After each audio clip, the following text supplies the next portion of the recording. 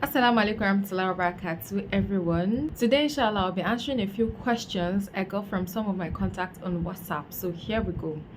Now the first question is my advice to someone who has been in a marriage for about 4 years, but that marriage lacks happiness and peace of mind. So what should that person do?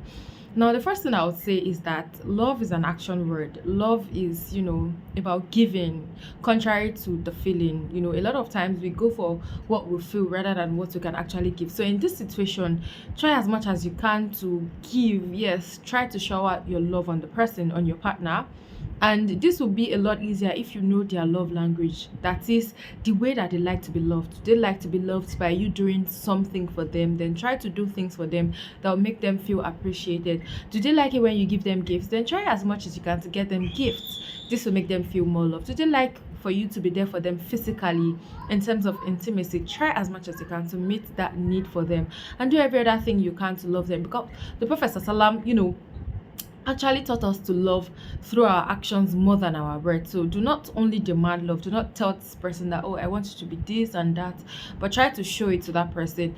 And this is not something that would work like magic or work overnight, because obviously you guys have been together for so long. So it will take time. So try as much as you can to be patient with that person. Try to take away the things that you've always thrown in at their face, like complaining that you're not doing this or that for you, or comparing them, all these things that you have tried that have not worked. Put them aside and then just try to love them and be there for them and be patient. Also, one thing that we should note is that oftentimes before we get married to that person that we feel that is our person, we feel so loved and so in love, so loved by them, and we also shower them a lot of love. But most times we are in the in love phase. Now this is the phase where our hormones are at work, where things just come naturally. We do things naturally for them. We can go out of our way to move mountains for these people. Now usually the average time for this in-love phase is about 2 years. After 2 years, everything now relapses, and then you have to put in the work. So now when people see that in-love phase has gone, they're like, okay, what's happening now? Let's just see what happens. They are not now ready to actually put in that work to make that love actually flourish. So you have to actually put in work, and then when you give love this way, your partner would inshallah reciprocate the way you are giving them love, and then you can get better from there. So yeah, I hope I answered the question in some ways to help salvage the situation. Now the other question is not really a question. This person is talking about polygamy and how sisters can actually open their minds more to it, and then she actually mentioned here that she has this polygamy mindset. Well, what I'm going to say here first is that polygamy is Allah's injunction, right? However, we should note that polygamy is for the men that are actually capable, not for everybody, those that are capable to do it. Now, as a woman, it is very important that you prepare your mind that anything can happen. Of course, we do not always like the idea, or especially when it's time. Sometimes we are like, okay, yeah, no problem, but when reality comes, it's usually not easy. I cannot speak from experience because I'm not in polygamy, but from listening to people, reading stories and all of that, you can tell that it's not all that easy. However, knowing that your marriage is a worship to Allah subhanahu wa ta'ala, knowing that everything you do in this world is a form of worship, it will make it a lot easier for you to accept that reality and live with it. Another thing is to know that this life has no guarantee. The husband you have today, there's no guarantee that it will be the same person tomorrow. So one of the things we can do is just to pray to Allah subhanahu wa ta'ala to make us last for each other. And then when it doesn't happen, what next? What then do we do, right? There have been cases during the lifetime of the Prophet or the Sahaba where a particular person was like, he or she was never going to get married after the death of his spouse. I can't remember if it's a male or a female.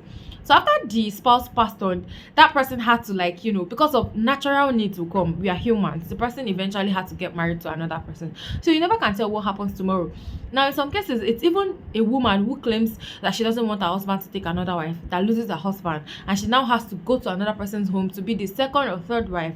So it's important that we just prepare our mind and ask Allah subhanahu wa ta'ala to bless whatever it is that it gives to us. So yeah, that is, I think, one way to accept the reality of polygamy, and also know that even those who kind of shun polygamy have to tolerate so many things. We have those that will deal with baby mamas or side chicks, and people that will just act as if they do not know, but they do know that their husbands are actually cheating on them. Now Islam gives us a way out, which is not cheating, right, but requires a lot of patience. And eventually, if you are patient enough, if you seek Allah subhanahu wa ta'ala, if Allah subhanahu wa ta'ala is the center of your world and not your husband, eventually you'll find succor in him. May Allah subhanahu wa ta'ala make it easy for everyone going through this, and everyone will eventually go through it.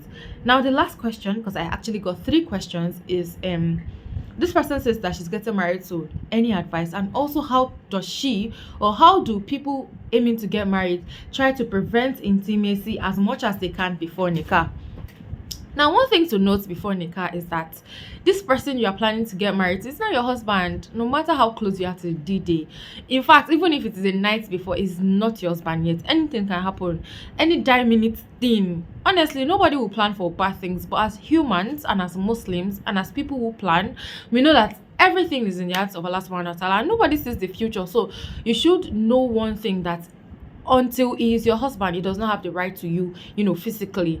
So you have to make sure that, the rights of courtship are there. When you are courting each other, you don't meet in secluded places. You don't go to anywhere alone, because the Prophet ﷺ told us that, when 2 people are together and they are male and female, shaitan is the third, except for their mahrams for each other. If you and your husband to be are together in isolation, shaitan is the third. Anything can happen. So don't trust the other person or trust yourself so much that you are now in seclusion with that person. When you have to talk, because the talking stage is for talking. I have another video entirely on that. Talking stage is actually for talking, knowing about yourselves better. Do it in an open place. That is what Islam says. Do it in a place where other people can, see you guys talking. Maybe in a field, maybe in a park, maybe even in your house, when your parents are present, or not when you are alone, but in a place where everybody, or where you both are not alone, and where fitna cannot occur. Another thing is to try as much as you can to make your interactions, or your conversations about intimacy very limited,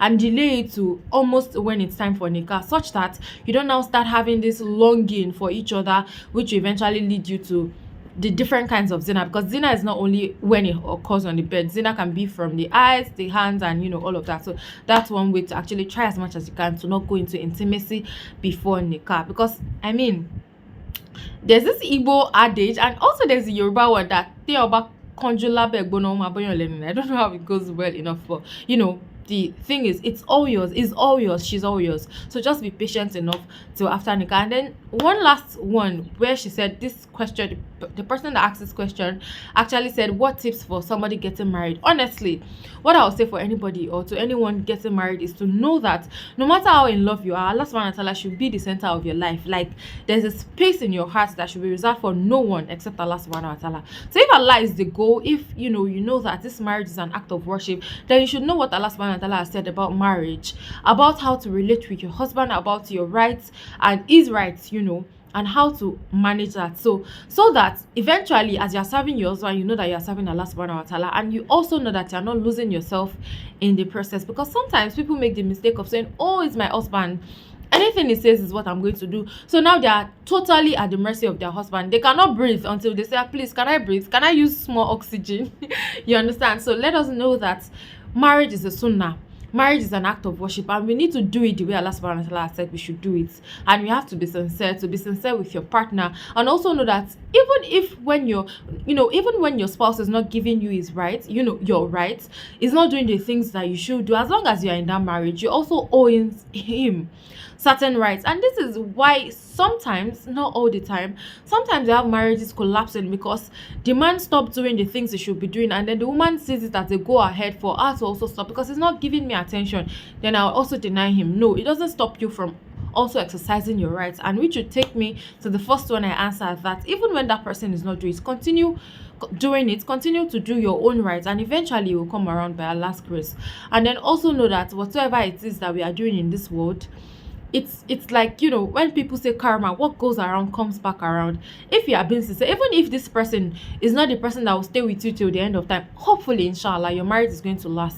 You would always get goodness, because you are doing your own with good intention and with good in your mind for that person. I hope I've been able to answer these questions, to the best of my ability, of course, but in a way that will give you certain clarity and also certain satisfaction from my responses. I look forward to doing more of this in the future, inshallah. Wassalamu alaikum wa rahmatullahi wa barakatuh.